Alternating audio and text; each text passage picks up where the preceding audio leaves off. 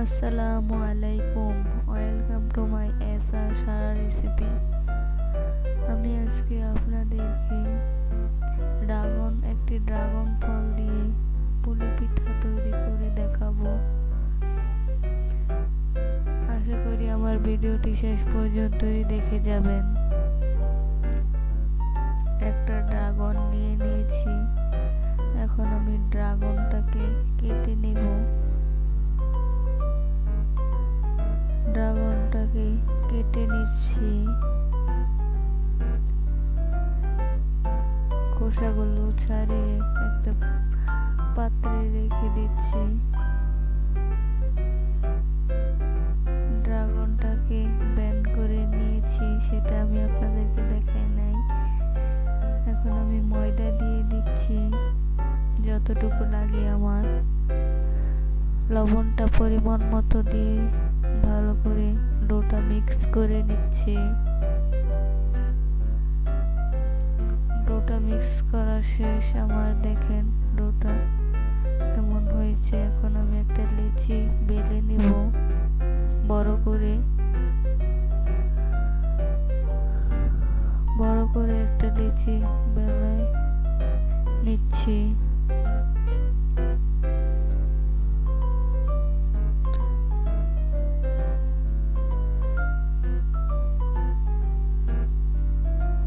লেচিটা বেশি মোটা হলে হবে না, তাহলে ভিতরে কাঁচা থাকবে। এখন আমি একটা বয়ম দিয়ে কেটে নেব সাইজ মতো, আঁকা বাঁকা না হয়। গোল করে কেটে নিয়েছি, দেখেন কেমন হয়েছে। আপনারা চাইলে অন্য কোনো বয়মের মুখ দিয়েও কাটতে পারেন। আমি হাতের মাথায় এটা পেয়েছি, তাই জন্য এটা দিয়ে কেটেছি। দেখেন আমি কতগুলো লিচি বানিয়ে নিয়েছি। এখন আমি লিচির ভিতরে ফুটটা ভরে নেব। পুর ভাজা আপনাদেরকে দেখাতে পারি নাই, আপনারা অন্য আরেকটা ভিডিওতে দেখবেন পুর বানানো। এই ভিডিওতে আমি পুরটা বানানো দেখাতে পারি নাই। একটা কাঁটা চামচ দিয়ে আমি নকশি করে নিচ্ছি।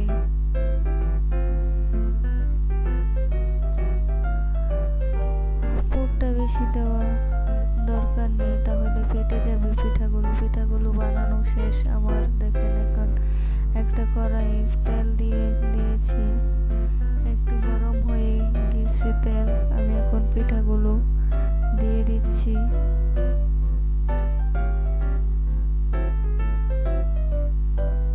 দিয়ে আমি উল্টিয়ে দিয়েছি, এখন আমি তুলে নিচ্ছি পিঠাগুলো। দেখেন কেমন হয়েছে। বেশি ভাজা যাবে না, বেশি ভাজলে পুড়ে যাবে। পিঠা বানানো কমপ্লিট আমার। দেখেন কেমন হয়েছে। আশা করি আমার ভিডিওটি আপনাদের কাছে ভালো লেগেছে। আমার ভিডিওটি ভালো লাগলে সাবস্ক্রাইব করবেন, বেল বাটনটি অন